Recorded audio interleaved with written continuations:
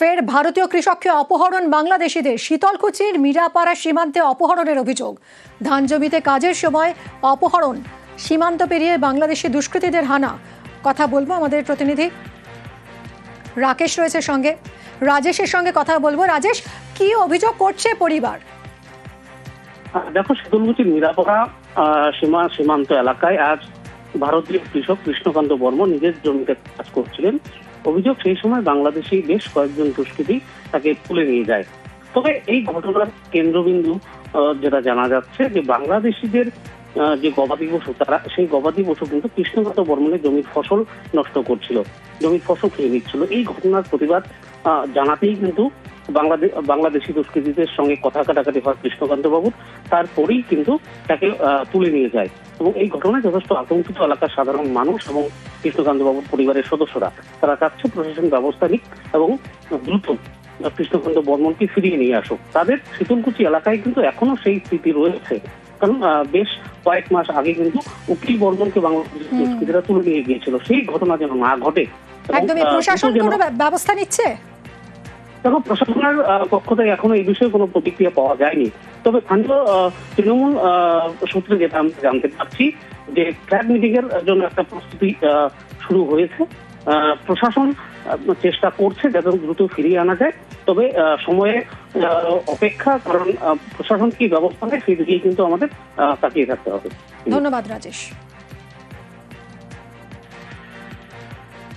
কাকে নিয়ে গেছে? ভাইটাকে নিয়ে গেছি। উনি কি সীমান্তের উপরে কাজ করছিল? না, মানে কাটাতারে বেড়ার ওখানেই কাজ করতেছিল। হ্যাঁ হ্যাঁ হ্যাঁ, ওই বাংলাদেশের ছাগল আছে, ওয়া খায়, গরু ওয়া খায়, তর্কাতর্কি, ওই তাকে নিয়ে তর্কাতর্কি নাকি। আচ্ছা, তর্কাতর্কির পর আপনার ভাইকে তুলে নিয়ে গেছে? হ্যাঁ, তুলে নিয়ে গেছে। কারা নিয়ে গেছে? ওই বাংলাদেশের লোক। কি বলছে ওনারা? কি বলছে ওনারা? বলছে ইয়ে হবে, তারপরে মিটিং হবে, তারপরে। বারবার এই শীতলকুচি সীমান্তে বা ভারতীয় সীমান্ত থেকে বাংলাদেশি দুষ্কৃতীরা ভারতীয়দের তুলে নিয়ে যাচ্ছে, এটা অত্যন্ত উদ্বিগ্নের বিষয়। অতি সত্বর কৃষ্ণচন্দ্র বর্মনকে ফিরিয়ে আনা হোক, এটা আমরা চাইছি। আমরা প্রত্যাশা করব আজকে সন্ধ্যার মধ্যে তাকে ফিরিয়ে আনা সম্ভব হবে। যদি তা না হয়, মাননীয় মুখ্যমন্ত্রী মমতা বন্দ্যোপাধ্যায় আগামীকাল উত্তরবঙ্গ সফরে আসছেন, প্রয়োজনে তার দৃষ্টিতেও আমরা বিষয়টি নিয়ে আসবো। ভিন রাজ্যে ফের বাংলার পরিযায়ীদের হেনস্থা। এবার যোগী রাজ্যে বাংলা বলায় বাংলাদেশি তকমা দিয়ে আটকে রাখার অভিযোগ। উত্তরপ্রদেশে আটকে রাখা হয় মুর্শিদাবাদের 18 জনকে। শেষমেশ বৈধ নথি দেখিয়ে মুক্তি 18 শ্রমিকের। কথা বলবো, আরো বিস্তারিত জানবো প্রণবের সঙ্গে। প্রণব, কিভাবে মুক্ত হলেন এই 18 জন শ্রমিক? দেখো, মুর্শিদাবাদের যে বহরমপুর এবং শক্তিপুর এলাকার 18 জন শ্রমিক, তারা উত্তরপ্রদেশের দীর্ঘদিন ধরে ফেরিওয়ালার কাজ করে। তাদেরকে বাংলাদেশে কিন্তু আটক করে রাখে উত্তরপ্রদেশের এলাকায়।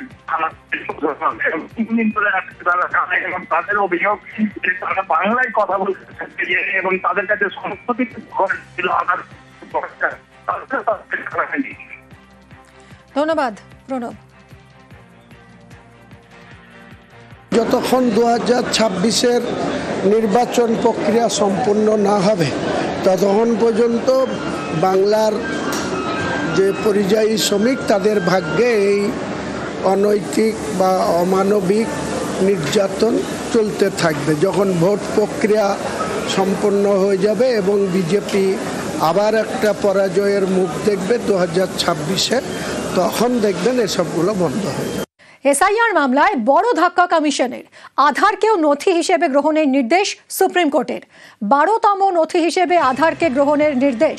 কি জানিয়েছে আজ সুপ্রিম কোর্ট, কি পর্যবেক্ষণ জানবো? অর্ণব রয়েছে আমার সঙ্গে। অর্ণব, দেখো, বিহারের যে এসআইআর নিয়ে মামলা চলছিল সুপ্রিম কোর্টে, সেখানে মূল বিবেচ্য বা মূল বিষয়টি ছিল আধার কার্ডকে কেন এসআইআর এর নথি হিসেবে গ্রহণ করা হবে না, এবং এক গুচ্ছ মামলা হয়েছিল সুপ্রিম কোর্টে। আজ বিচারপতি সূর্যকান্ত এবং বিচারপতি জয়মাল্য বাগচির বেঞ্চ আজকে এই নির্দেশ জারি করেছে যে বিহারে এসআইআর এর জন্য 11টি নথিকে তারা প্রামাণ্য নথি হিসেবে গ্রহণ করছিল, সেখানে 12তম নথি হিসেবে আধার কার্ডকেও সংযুক্ত করতে হবে। এবং একই সঙ্গে যদি কোনো আধার কার্ড নিয়ে সংশয় থাকে, আধার কার্ডের সত্যতা কমিশন যাচাই করতে পারবে। এবং একই সঙ্গে সুপ্রিম কোর্ট এটাও পর্যবেক্ষণে জানিয়েছে, সুপ্রিম কোর্ট কখনোই বলছে না যে আধার কার্ড নাগরিকত্বের পরিচয়পত্র, তবে আধার কার্ডকে 12তম নথি হিসেবে এসআইআর এর গ্রহণ করার জন্য আজকে নির্দেশ জারি করেছে। এবং এক্ষেত্রে আধার কার্ড ছাড়াই বিহারে 96.6% ভোটার তারা এসআইআর এর মধ্যে নথিভুক্ত হয়েছে। এই 3.5% বা 3.4% মানুষ, তাদের জন্য এই মামলা এর গ্রহণযোগ্যতা নিয়েও কমিশন প্রশ্ন তোলেন। যদিও কমিশনের এই যুক্তি ভোটে টেকেনি। পরিষ্কারভাবে বিচারপতি প্রিজাইডিং জজ সূর্যকান্ত জানিয়েছেন যে আধার সেটা জালিয়াতি অভিযোগ থাকতে পারে। যে আইনজীবীরা মামলা করছেন সেই আইনজীবীর যে ডিগ্রি সেটা নিয়েও তো জালিয়াতির অভিযোগ রয়েছে, এবং নির্দিষ্ট করে কপিল সিবালের আইনজীবীর যদি জালিয়াতি ডিগ্রি দ্বারা সেটা জাল হয় সেক্ষেত্রে তার একটা মেকানিজম রয়েছে। কাজে সেই মেকানিজমের জন্য অথেন্টিসিটি চেক করার ভার কমিশনের এক্ষেত্রে সুপ্রিম কোর্ট জানিয়েছে। কাজেই শুধু জালিয়াতি হয় বলে আধার কার্ড এটাকে মান্যতা দেওয়া যাবে না এটা নয়। কমিশনের যে সবুজ সংকেত বা ক্ষমতা দেওয়া হয়েছে আধার কার্ডের সত্যতা তারা যাচাই করবে। তবে 11টা নথি এর আগে এসআইআর এর জন্য গ্রহণ করা হয়েছিল বিহারের ভোটের যে ভোটার লিস্ট বিশেষ নিবিড় সংশোধনীতে। সেক্ষেত্রে 12তম নথি হিসেবে আধার কার্ডকে আজ সংযুক্ত করার নির্দেশ দিল। এবং এক্ষেত্রে আরো একটি মামলাকারীদের আবেদন ছিল সংবাদপত্রে বিজ্ঞাপন দিয়ে যাতে ভোটাররা জানতে পারে আধার কার্ড এসআইআর এর একটা প্রামাণ্য নথি।